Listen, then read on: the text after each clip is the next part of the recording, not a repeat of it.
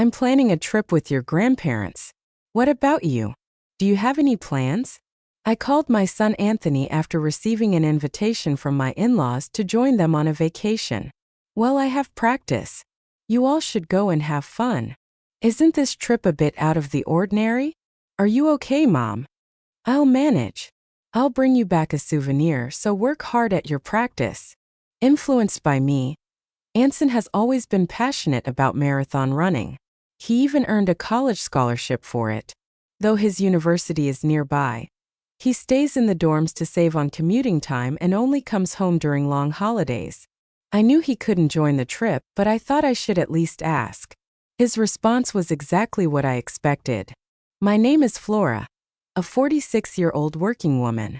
My husband, Steve, is 4 years older than me and was once my boss. He is a competent man and I respect him. After our marriage and the birth of our son, we built a happy family. Yet, somewhere along the way, our relationship began to break down. The root cause? My husband's parents, especially his mother, who had a problem with me from the moment we got married and has been bullying me ever since. In the beginning, Steve would stand up for me, and because we lived far away from his parents, we seldom met them and managed to get by. But when our son, who loves marathoning, wanted to attend a high school near my in-laws, things changed. The reason he got into running was me. I used to run marathons and still do occasionally. It made me happy to see him take an interest in running just like me, so I convinced Steve to move closer to the high school my son wanted to attend. Steve applied for a transfer at work for our son's sake, and we moved. My son was recommended for his university from this high school, so I think it worked out well. Go get the rental car tomorrow morning and pick up my parents on your way back, Steve said the day before our trip, leaving me puzzled. Why am I the one renting the car? What are you going to do? I'm exhausted from work, so I'll sleep until the last minute. Once you pick up my parents, come back and I'll take over from there. It's on the way to our destination anyway. I understood his logic, but if anything, I was even more drained. Despite working similar hours, I handled all the household chores. Reflecting on it, we used to share household tasks equally. However, since moving closer to his parents, their frequent visits disrupted this balance. Whenever his mother caught Steve doing housework, she vehemently opposed it. Housework is the wife's job. It's not something the breadwinner should do. Isn't that right, Flora? His mother's intense gaze overwhelmed me, and I found myself nodding in agreement. This pattern persisted until Steve gradually ceased all household tasks. While some blame fell on Steve, I believed his mother played a significant role. Furthermore, Steve began echoing his mother's views, asserting, "I am the breadwinner," from time to time. By then, it felt futile to rectify the situation, and I lacked the motivation to even attempt it. Steve underwent significant changes in the past few years. His work performance appeared to decline, and he often directed his frustrations toward me. However, I found that arguing back only led to more trouble, so I chose to accept the situation. It seemed like the least stressful way to live. The thoughts of divorce crossed my mind at times. The prospect of our son's college recommendation held me back. I feared it might disadvantage him if we became a single-parent family, so I shelved the idea. Instead, I adopted a mindset of caring for a pet rather than a person, which surprisingly alleviated some of my stress. Gradually, I realized that pursuing a divorce wasn't worth the energy, and that's how I've ended up where I am today. The reason I agreed to this trip was simple. It was to a resort I adored. I knew I could have a fantastic time, even if I ended up exploring alone. Frankly, I was prepared to do things separately from my in-laws and husband if need be. Perhaps I was invited mainly for driving duties, but both my husband and father-in-law could drive, so I figured it would work out anyway. I played along with the notion that our pampered pooch was being demanding again, got the rental car as instructed by my husband, and headed to my in-laws' place. "Flora, you're late. Is that the car for today? You should have rented a bigger one." "Well, it's better than your tiny car at least. The car we typically use is one I bought myself. Given that I commute to work, I naturally assumed I'd be its primary user, having paid for it out of my own pocket. We don't venture out of town often, and I figured a compact car would suffice. Besides, I was smitten with its interior design and color, so I made the purchase. Yet, my husband would help himself to it without asking and even chauffeur his parents around in it. To make matters worse, my mother-in-law criticized the car's size and treated me as if I could only afford a modest vehicle. I suggested they use my father-in-law's car for the trip, but he was reluctant to let others drive it and didn't want to take on the entire driving responsibility himself. Consequently, we opted to rent a car. However, I wasn't consulted about any of this. I merely discovered I'd be responsible for picking up the rental car and driving it with them comfortably settled in the back seat. It left me tempted to suggest they handle their own transportation. To put it simply, they're exhausting. In the end, despite my husband's initial promise to share the driving duties, he slept for the entire journey. My father-in-law refused to drive unless it was his own car, leaving me to navigate the entire trip to our destination with my husband dozing in the passenger seat. My father-in-law incessantly criticized my driving. He nitpicked, suggesting turns after it was too late or questioning my decisions at traffic lights. It was nothing but needless stress. Adding to the chorus, my mother-in-law chimed in, disparaging my driving skills. I found it particularly irksome to be critiqued by someone who couldn't drive herself, especially when compared to my father-in-law, who had been involved in numerous accidents. Despite suggestions for him to relinquish his license, my mother-in-law stubbornly insisted he was merely unlucky and a proficient driver. Well, I had no desire to be chauffeured by him anyway. I didn't mind taking the wheel, but I wished they would refrain from constant interference. Upon arriving at our destination, my husband finally stirred from his slumber. Exhausted from a day spent in the car, we obliged my in-laws' suggestion to unwind at the hotel, opting to forego any outdoor activities. I relished the opportunity to unwind, taking a dip in the pool and leisurely exploring the hotel grounds. It was a satisfying way to spend the day. Following a delicious dinner and a relaxing visit to the spa, I returned to our room to find my husband already fast asleep. I wasn't sure what my in-laws were up to in the adjacent room, but they were likely fast asleep after enjoying a meal. In our room, I settled into bed.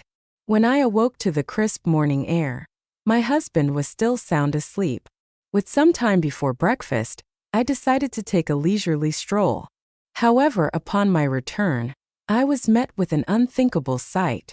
My husband was nowhere to be found, and his belongings were missing too.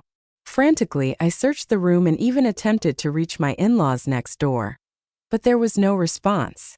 At the front desk, I learned they had already finished breakfast an hour earlier than I had been told. It seemed they had left me behind. Additionally, I was left to settle the checkout process alone. Was my mother-in-law's offer to cover our stay just a ruse? Left with no alternative, I settled the bills for both rooms and departed the hotel, only to find there was no car awaiting me. Lost in contemplation about my next move, my phone suddenly rang. It was my mother-in-law. Where are you now? I inquired, puzzled by the situation. My mother-in-law chuckled in response. Just enjoying some quality family time since we're on vacation. I see. But then why didn't you all just go together from the beginning, instead of leaving me behind? I couldn't help but ask. Wow, Flora, you did express interest in joining us, didn't you? That's why we decided to bring you along, she replied casually. I recalled mentioning my desire to visit this resort while casually watching TV with my husband. Was that what he remembered? Typically, it would have been endearing if he recalled my casual remarks, but this time it felt like he used it to irk me. What's more, I was the one who did most of the driving to get here. Why should I be reminded that I was brought here by my mother-in-law, who neither drove nor contributed financially? Beyond anger, all I could do was sigh. Fine then. Let's go sightseeing as a family and head home afterward. You can do some sightseeing too, Flora, and then return. We're not sure how you'll get back, but you're quite adept at marathons, aren't you? Just run back. My mother-in-law taunted, her laughter fueling my frustration. If Steve is driving, put me on speakerphone so he can hear me, I demanded, my anger boiling over. As soon as I made the request, It seemed my mother-in-law transferred the call, and my husband's voice filled the line. "Good morning. You were eager to come here, weren't you? Take it easy today, but remember we have laundry from the trip to tackle. Make sure it's washed by tomorrow morning," he chimed, sounding cheerful. But any warmth I once felt for him had dissipated. "Do your own laundry," I retorted sharply. "Hey, that's not a nice way to speak. As the breadwinner, I'm advising you to relax today. You should be thanking me," he replied. "Oh, the breadwinner? Don't worry, this will be the last time we see each other." "Well, you've mostly seen me asleep," I countered, my tone laced with finality. "What do you mean?" he asked, clearly puzzled. "We need to head back home today. There's laundry and house cleaning waiting for us," my husband declared. "Yeah, that's exactly why I'm not going back," I responded firmly. "What do you mean?" His voice quivered with uncertainty. "I'm filing for divorce. Remember 6 months ago when you told me you met your soulmate, your childhood friend, and you were planning to marry her? The one who moved back to your hometown after her divorce." I reminded him, feeling the surge of emotion. It had been about 6 months since I confronted my husband, sensing something was amiss, and he confessed he had reconnected with his childhood friend and believed she was his true love. He wanted to divorce me and marry her to support her and her child as a single mother. He handed me the pre-filled divorce papers, but I couldn't bring myself to agree to end our marriage. We didn't speak for days afterward until he realized he needed my help with household chores. Eventually, he asked me to forget his previous words, but I couldn't simply disregard them, and I began gathering evidence of his infidelity. I found myself pondering whether Steve had orchestrated this trip to win me over. The conversation we had occurred roughly 3 months ago, shortly after I quit my job. As I voiced my thoughts, I could hear the surprise in my in-laws' voices on the other end of the speakerphone. It seemed this was the first they were hearing about their son's job resignation. "I remember when you announced you were leaving your job. I expressed concern about finding a new one and disagreed with your reasons, didn't I?" I continued, recalling the exchange. "You were confident in your abilities and assured me you'd land a new job quickly. Yet here we are, and you've only managed to secure a part-time position.